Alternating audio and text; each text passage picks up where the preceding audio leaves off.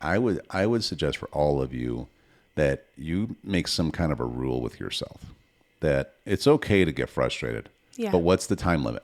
Right. Like, what's the time limit? So, okay, I hit a bad shot. All right, I get 10 seconds to be mad about this, and then I'm taking a deep breath, and I'm starting to think about how great my next shot can be. And that's all I'm going to think about.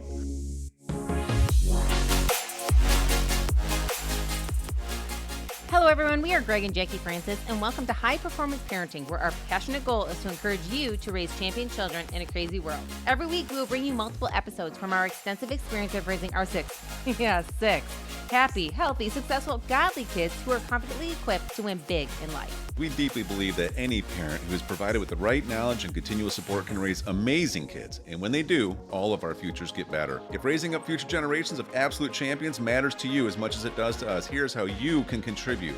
Like and share this podcast with everyone you know. And together, let's embrace this journey of raising champion kids in a crazy world. All right, we're back in studio, part 2 with my beautiful triplets here, and we are talking about how to make the best out of the school year. So, Chrissy, you're up. What are some of your key things you're going to do this year to make it the best school year ever? Yeah, I feel like there's so many things that we've already about, but there's a lot of family conversations and standards revolving around this because it definitely sets us up for success when we have plans in place. So I feel like one of the things that I love to do is keep in mind the end goal. So I'll set goals for where do I want to be this time next year, or where do I want to be at the end of the school year, or at the end of the sports season, or at the end of the semester. And I feel like it's really important to keep that in front of me so that every day when I'm tired or I'm getting exhausted, or when I don't feel like doing things that are part of my goals, I can remember the end result. And I've realized that when I work hard enough and when I do enough of the right things, I will get to where I want to be.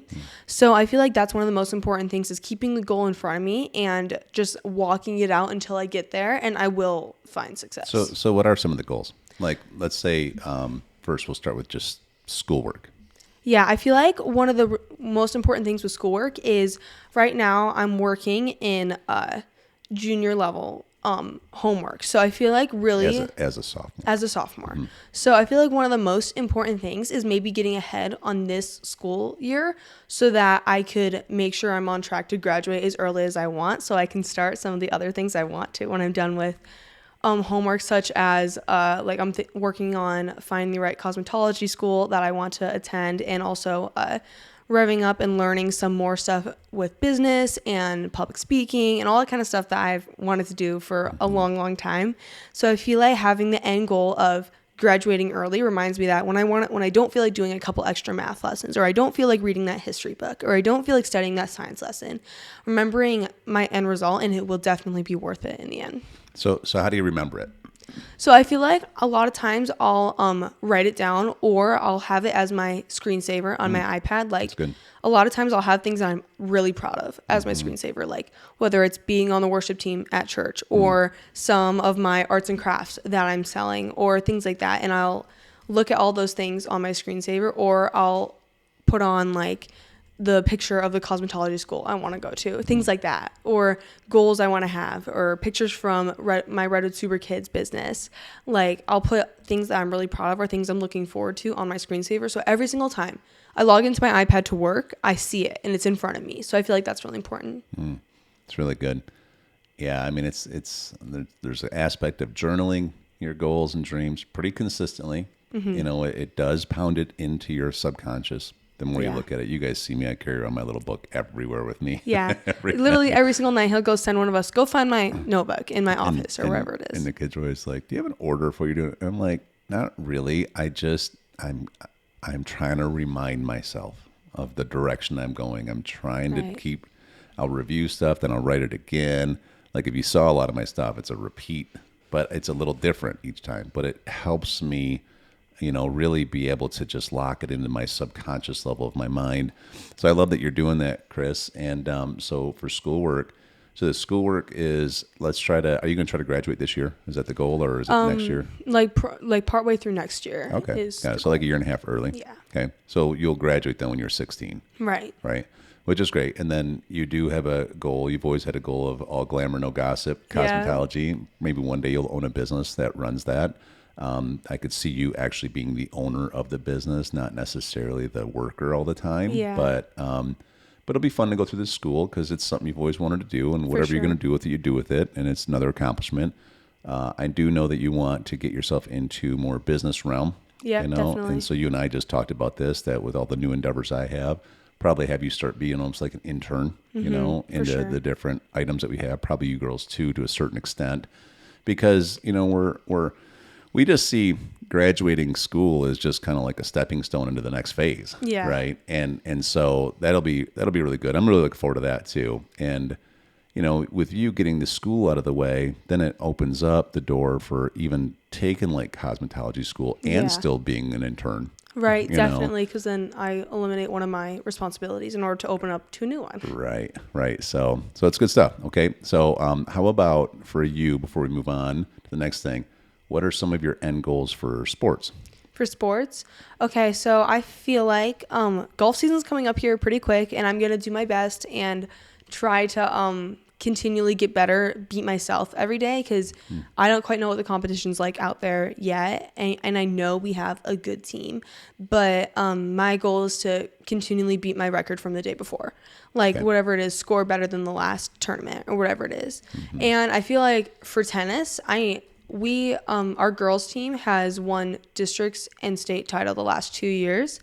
And this past year as an alternate, and sitting on the bench watching my team accomplish the greatest thing they can do at their level was one of the hardest things I went through. Even though I worked so hard to be on the varsity level, it was hard not being able to be part of that victory. So this year I'm definitely going to work hard to be part of the winning team, and knowing I made a huge impact on it.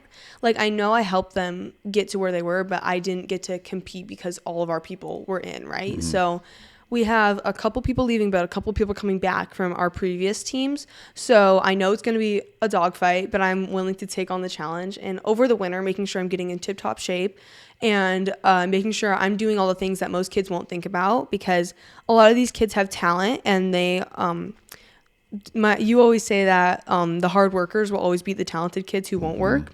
So I feel like for sure making sure I'm working the hardest. Okay. So then, just a suggestion, just thinking this through what you're saying, you probably want to put a golf scorecard up that could be in competition. Yeah. And, put a score that would be really good for you right now, which would probably be breaking 90.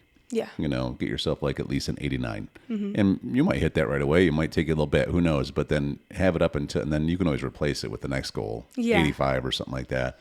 But I'd put that up. I'd put it on your little wall in front of so you're always looking at it, because then it makes you think about, all right, maybe I should go practice my chipping a little bit more in the garage tonight, even though I'd rather kind of just chill, but you keep it in front of you, because, whatever your brain can conceive, right? Whatever you can, then whatever it can think about, you can achieve it.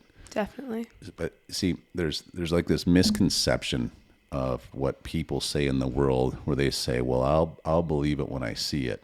You got to get yourself to see it, right? In your mind. Then you have this ultimate belief for it, and then you'll do the actions that line up to get you to the accomplishment of it, right? But a lot of times people will be like, well, I don't know, I just can't really see myself hitting 85, even because I've been averaging around 100, Yeah, well, that's why you start visualizing it, and now every time you get a little closer, it's pretty wild. I could show you guys just years of me putting like on my wall over there of different goals of what I want to accomplish. And I remember speaking and confessing them and look at them every day, and honestly fighting myself thinking, I don't really believe this. Like, I just don't, but I'm going to say it with the most conviction I possibly can. And then I look back, and it's funny, because like usually I'll see these notes and they were 3 years prior and I couldn't even believe them. And now they've already happened. Wow. Before you even realize it. It happens so much that, I'm right now, I have 3 pages over there again of new confessions for what I want for the next 3 to 4 years, in particular business wise, and also for some of you guys. And so, I just, I've just watched this process work super well. So I'd put up the scorecard right away. Okay. Yeah, definitely. Let's get one from the next time we play around, and highlight the numbers. Probably I'd have in there that there's no double bogeys. Yeah, definitely. Right? Because if you can get rid of double bogeys, your score gets so much better. Oh, yeah. And then for tennis, I'd have take a screenshot of maybe the lineup, if they ever send that out, like last year, and then put your name in whatever slot you want. Yeah. Is it number 2 singles or something like that, or number 3 single, whatever it is for you. Okay. And so put that up also, because like you said, that will drive you and doing the work. I get it. We're going to really start doing the work after we get through golf. Right. Yeah. Right. But you'll have a few month runway to be able to do that, which is awesome. Yeah. So, okay. Anything else? Any other things you're going to do this year? Well, I feel like one of the other ones I had written down kind of going off of this is always being willing to learn and change. Like, even though I feel like I have a really good system in place, always being open to adjustment and correction. Being very teachable is one of the things that I've learned really helps people excel, and people who aren't teachable aren't teachable. They aren't able to move up to different levels than where they're willing to stay. So I feel like always being open for correction from you and mom, or from siblings who have seen, what I can improve on, or even coaches or friends or whoever's helping me train in ways that I need to improve. I feel like always not being so stuck in my own lane that I'm not willing to swerve off a little bit. So being willing to change my ways, even though I might feel like I have it down. Can I give you one tip? Absolutely.